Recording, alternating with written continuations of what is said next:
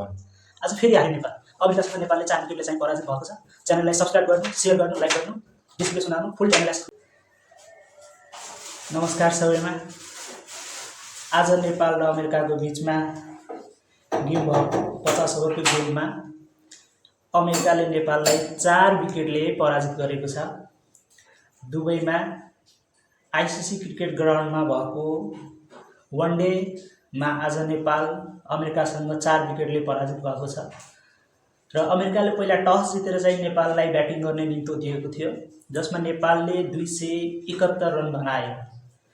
10 विकेटको क्षतिमा 49.5 ओभरमा नेपालले 271 रनको चाहिँ योगदान चाहिँ लक्ष्य दिएको थियो अमेरिकालाई र अमेरिकाले यो चाहिँ 6 विकेटको क्षतिमा चाहिँ भेटायो।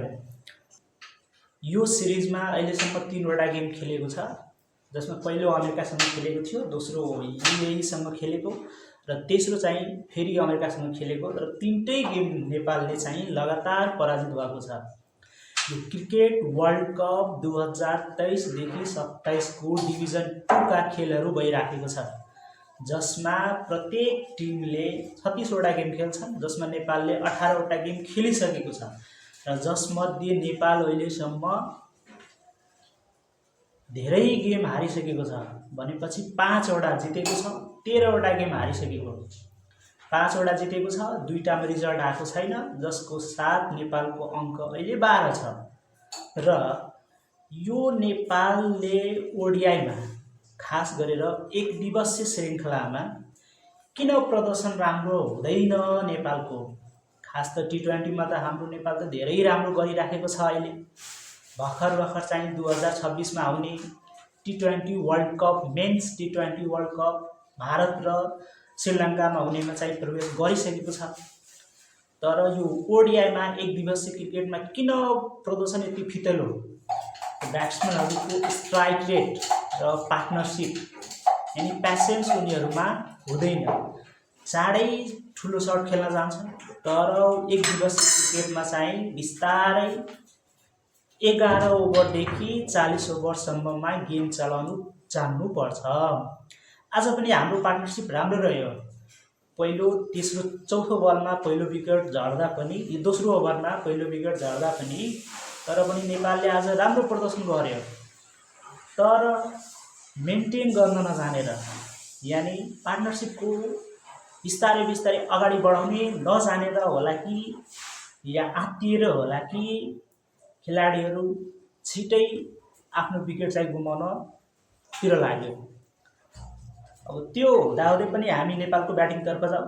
अमेरिकाले टस जितेर नेपाललाई ब्याटिङको निम्तो दिएको थियो, जसमा आजको हाम्रो ओपनर कुशल भुर्तेलले 47 रन 65 बलमा बनाएको र आसिफ शेखले 2 बलमा 2 रन बनाएको छ र भीम सार्कीले 43 रन 58 बलमा बनाएको छ र यसैको साथ रोहित पौडेल हाम्रो क्याप्टेन अघिल्लो गेमको सेन्चुरियन है 36 रन। अब हेर्नु, यो सबैलाई राम्रो स्टार्ट मिलेको, आसिफ बाहेक राम्रो स्टार्ट मिलिसकेको थियो। अब यिनीहरूलाई कन्भर्ट गर्नुपर्थ्यो ठुलो स्कोरमा, तर यिनीहरू गर्न असमर्थ रह्यो, यानी असफल रह्यो। यो कारण जनाउँछ कि अनुभवको कमी रहेछ, ठुलो गेमहरूको कमी रहेछ भनेको, प्यासेन्सको कमी रहेछ भनेको। किनभने आउट हुनु भनेको छिटै आउट भयो भने केही म्याटर हुँदैन, तर टिकिएर आँखा गाडेर बिचमा त्यति बल खेलिसकेर पनि बिचमा गएर आउट हुनु भनेको टिमको लागि धेरै हानिकारक हुन्छ, यानी धेरै घाटा हुन्छ भनेको। तर त्यसले गरेर रोहित पौडेल 36 रन बनाएको छ। यो दिपेन्द्र सिंह अहिले चाहिँ 75 रन, यसले चाहिँ आज राम्रो गर्यो, तर यसले 48 ओभरमा एउटा क्याच मिस गरेर, त्यो क्याच त मिस भयो तर त्यो पैसा पनि गयो। त्यो पनि एउटा टर्निङ पोइन्ट हो आजको म्याचमा। हुन त 49 ओभरको लास्ट बलमा चाहिँ छक्का हानेर अमेरिकाले गेम फिनिस गरिदियो, तर त्यो क्याच यदि हुन्थ्यो भने, एउटा कहावत छ नि, क्याचेज विन म्याचेस, क्याच समातौ म्याच जितो भन्ने एउटा हिन्दीमा कहावत छ। क्याच म्याच जिताउँछ भनेको। यसै गरेर आज करण केसीलाई रन बनाउनु पर्यो यार। यो हाम्रो ब्याट्सम्यानहरूले के गर्छ? बलरले आएर रन बनाउनु पर्छ जहिले नि। अघिल्लो गेमहरूमा पनि बनाएको धेरै गेमहरूमा बलरले आएर रन बनाउनुपर्छ।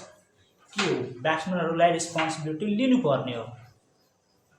बलर 30 बलमा आएर 49 रन बनाएको करण केसीले, त्यो नबनाएको भए के हालत हुन्थ्यो होला हाम्रो? 200 पनि पुग्न हम्मे हुन्थ्यो। त्यसैले ब्याट्सम्यानहरूलाई टिकिल भने आज हाम्रो मेन कमजोरी भनेको, मेन विकनेस भनेको हाम्रो नेपाली टिमको एक दिवसीय क्रिकेटमा भनेको पार्टनरसिप बिल्ड गर्नु र स्ट्राइक रेटमा ध्यान नदिनु हो। यो दुईटा मेन कमजोरी रह्यो। र हाम्रो आज बोलिङतर्फ हेरौँ, नन्दन यादव 10 ओभरमा 53 रन दिएर 1 विकेट लिएको छ। करण केसीले 9 ओभरमा 46 रन 1 विकेट। ललित राजवंशीले 10 ओभरमा 45 रन 0 विकेट। गुलसन झाले 5 ओभरमा 37 रन 1 विकेट। टार्गेट चाहिँ 300 बलमा 270 को, तर रन चाहिँ 30 बलमा 37 रन दिएर हुन्छ हुँदैन। त्यसमा पनि सुधार गर्नुपर्ने हो। र आज चाहिँ हाम्रो स्टार बलर सन्दीप लामिछानेले 10 ओभरमा 53 रन दिँदै 3 विकेट लिएको थियो। तर त्यो पनि विकेट लास्टमा आयो। तर विकेट नै हो, जहाँ पनि आयो नि विकेट नै हो। अब यति भन्दै हाम्रो यो च्यानललाई सब्सक्राइब गर्नु होला। नयाँ च्यानल हो।